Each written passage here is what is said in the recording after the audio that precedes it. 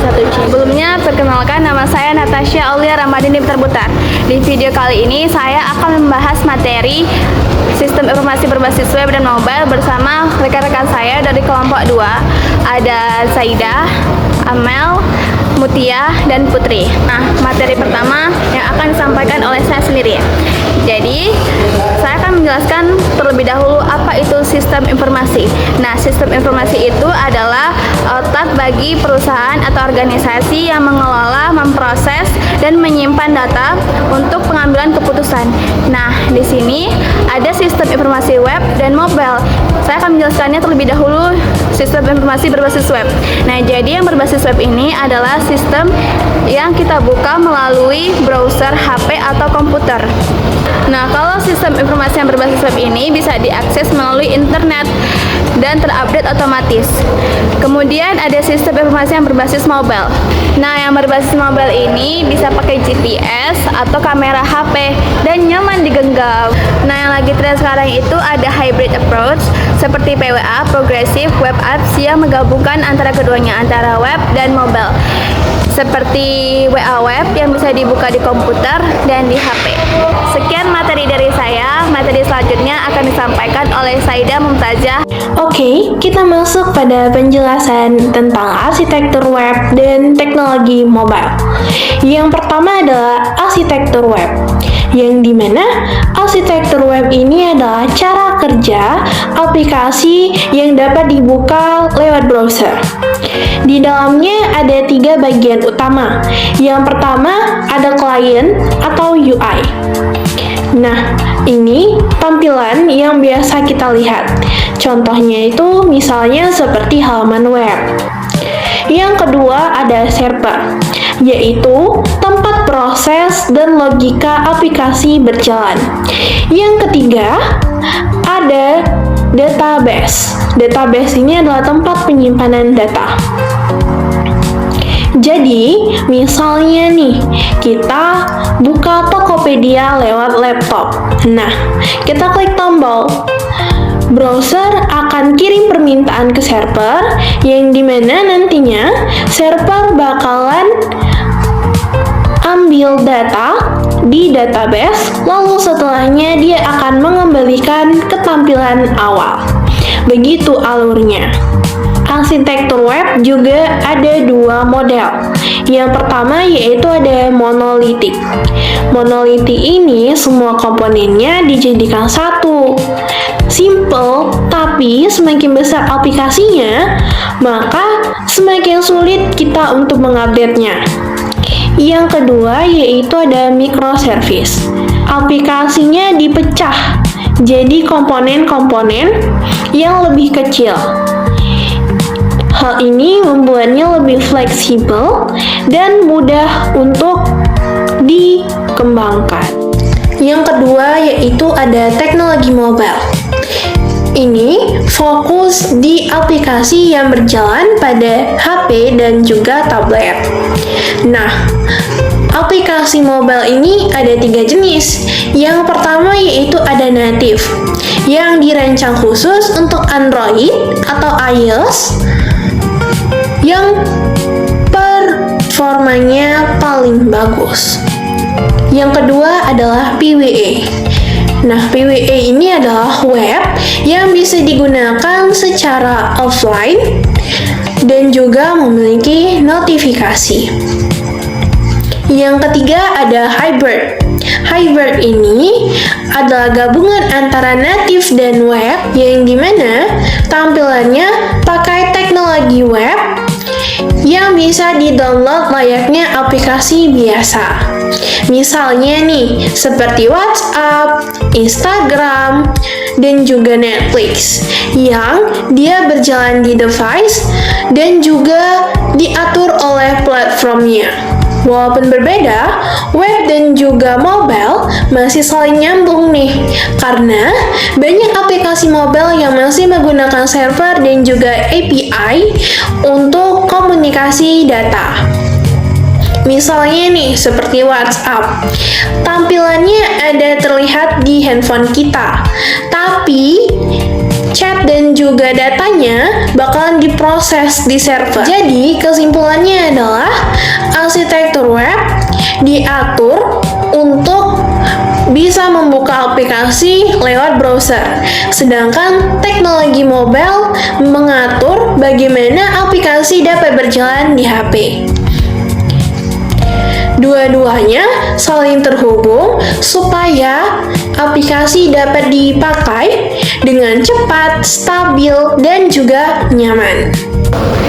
Sekian pemaparan materi dari Saidah. Materi selanjutnya akan disampaikan oleh Putri.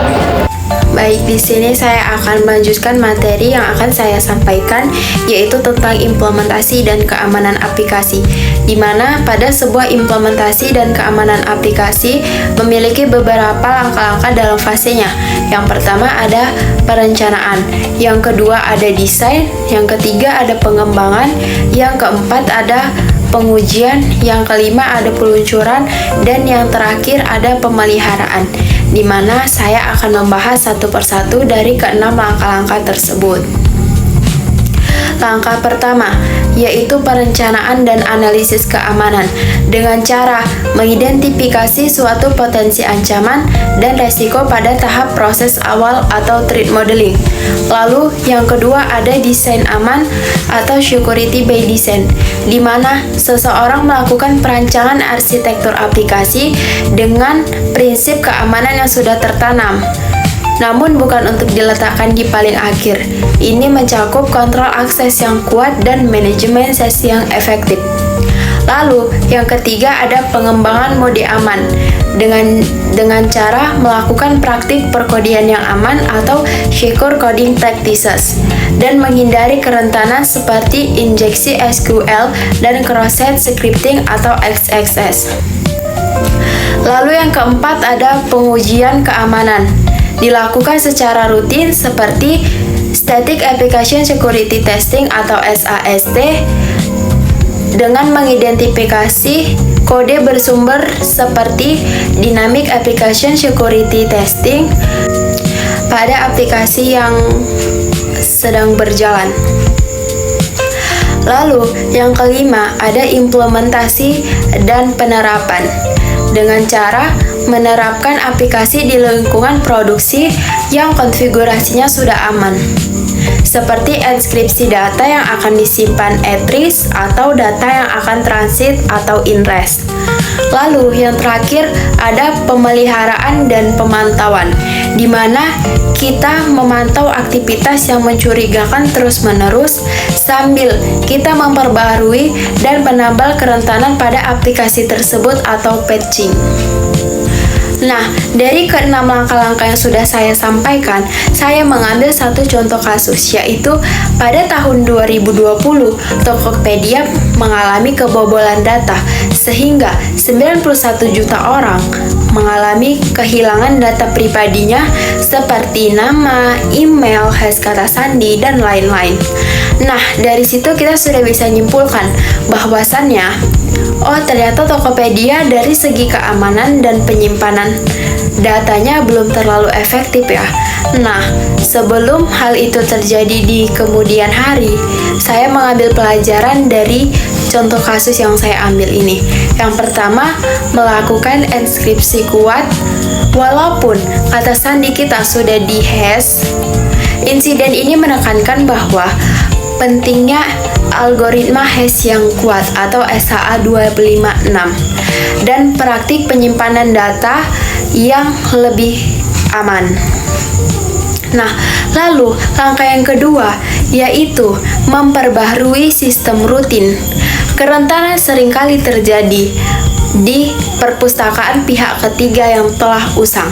Maka dari itu perlunya pembaharuan dan penambalan kerentanan pada aplikasi tersebut secara terus-menerus. Lalu, yang ketiga ada pengujian penetrasi, yaitu melakukan simulasi serangan atau penetration testing secara teratur untuk membantu mengidentifikasi celah keamanan sebelum dieksploitasi oleh penyerang sungguhan. Sekian materi dari saya kembalikan ke moderator. Sekian pemaparan materi dari Putri. Materi selanjutnya akan disampaikan oleh Mutia. Masuk ke pemeliharaan sistem. Apa sih pemeliharaan sistem? Nah, pemeliharaan sistem merupakan suatu kegiatan rutin untuk memeriksa, memperbaiki, dan memperbarui perangkat lunak, perangkat keras, dan infrastruktur agar sistem tetap bekerja dengan efisien, aman, stabil, dan optimal. Lanjut ke tujuan utama dari pemeliharaan sistem. Yang pertama, ada mencegah masalah, yaitu dengan mengurangi potensi kinerja sebelum terjadi. Yang kedua, ada menjaga keamanan dengan melindungi data dan sistem dari ancaman dan serangan cyber. Yang ketiga, ada meningkatkan kinerja, yaitu dengan membuat sistem tetap cepat dan responsif. Dan yang keempat, mengurangi downtime, yaitu dengan membuat layanan tetap berjalan tanpa gangguan. Dan yang kelima, yang terakhir, yaitu menyesuaikan kebutuhan dengan mengadaptasi sistem mengikuti perubahan teknologi dan bisnis. Lanjut ke jenis-jenis pemeliharaan sistem.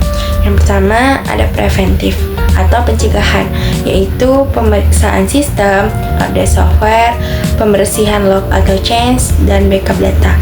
Dan yang kedua ada korektif atau perbaikan, yaitu memperbaiki bug, error, atau kesalahan yang ditemukan.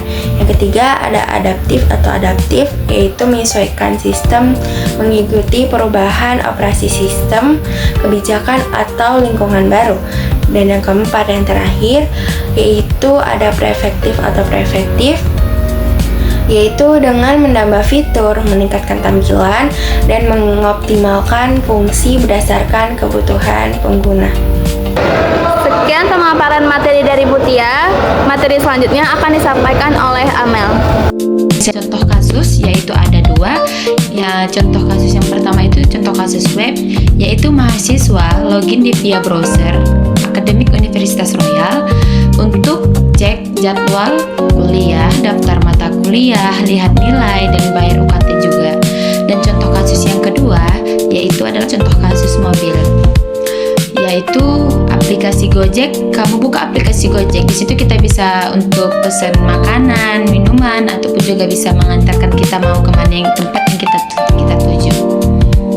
Sekian presentasi dari saya. Terima kasih. Sekianlah pemaparan materi dari kelompok kami. Jadi dapat disimpulkan bahwa sistem informasi berbasis web dan mobile dapat mempermudah kita mengakses dan mengelola data. Semua kebutuhan informasi terpenuhi dengan mudah dan cepat. Nah, sistem informasi web dan mobile diibaratkan seperti sayap bagi sistem informasi untuk terbang lebih tinggi di era digital. Terima kasih yang sudah menonton video ini. Jangan lupa like, comment, dan share. Dan yang ingin bertanya, silahkan tulis di kolom komentar.